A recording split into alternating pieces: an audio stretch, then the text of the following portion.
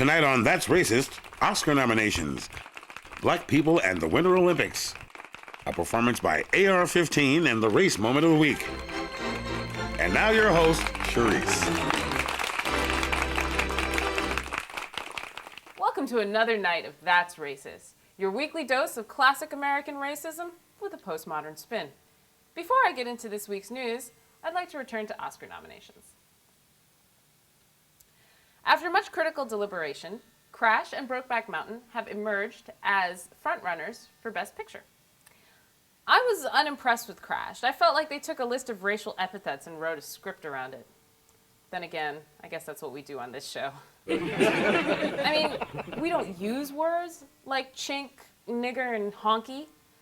We just talk about the crazy things chinks, niggers, and honkies do. We're equal opportunity offenders. As for Brokeback Mountain, I know what you're thinking. How is she going to put a race reading on a couple of classic white American cowboys fucking in the wilderness? Well, this sort of thing happens in the black community, too. Please, Lincoln, you are taking this too far. This tape is itchy. Should have thought of that before you did what you did, Frederick. I loved you, man. You broke my heart, man. What the? I got that doggy love. Yeah. I got that doggy love. I was on tour. You gotta understand I was lonely. Oh, God. Turn around, nigga. Walk forward, nigga. We could have had a life together, man. Wait, Lincoln. Huh?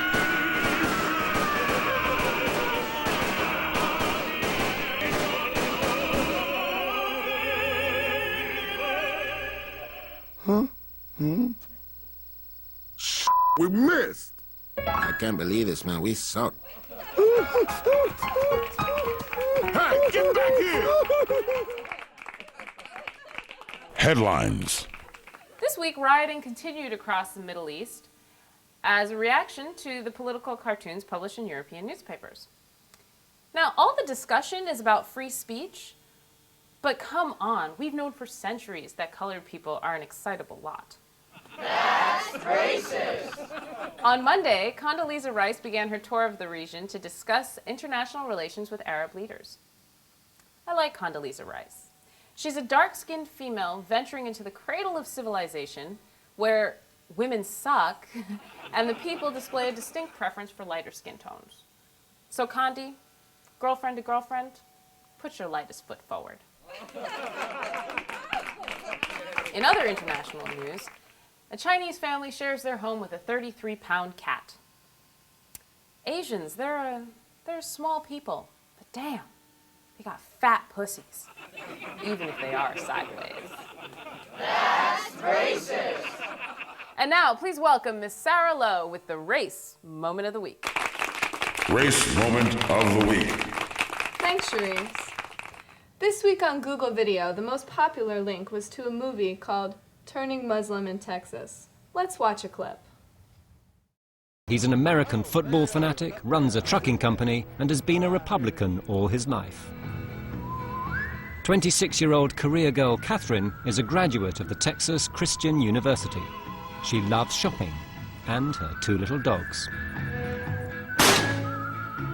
David spent 8 years serving his country in the Air Force. He's proud to be an American, owns 17 guns, and likes a good steak. They all have one thing in common. They're part of a new wave of conservative white Americans who, like Yasmin, have abandoned their strict Christian upbringing for Islam. But is it really possible to be both a Texan and a Muslim? On the day of judgment, after all of the believers go to the paradise, there will be some that get to sit very close to Prophet Muhammad, peace be upon him, at his river Al-Kauthar. And then there will be a group of them that are denied. And I want to be amongst the group that sits close to him. And those are the people that follow the way he spent his life and the way that his companions spent their life, and that's the way I want to live my life.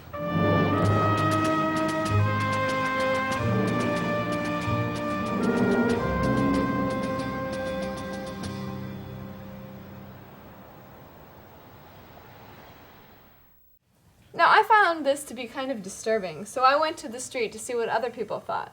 Here's what I found out. My overall answer, if you had to ask me straight up what I think, no.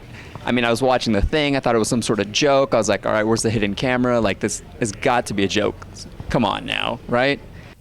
I don't really think Texan is much of anything besides living in the actual state and having an accent and wearing cowboy boots.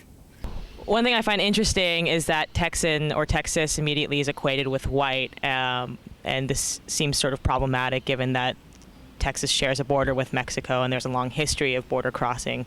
I just never thought that I would be yearning for the evangelicals to come back. The combination of Texas fanaticism and Muslim extremism sounds like about the scariest thing I've ever heard of in my life.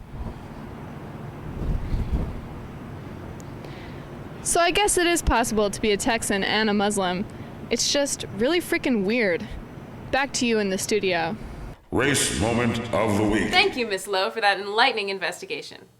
Now please, stay tuned while we pause for a message from this week's sponsor. Don't move. We'll be white black. That's racist.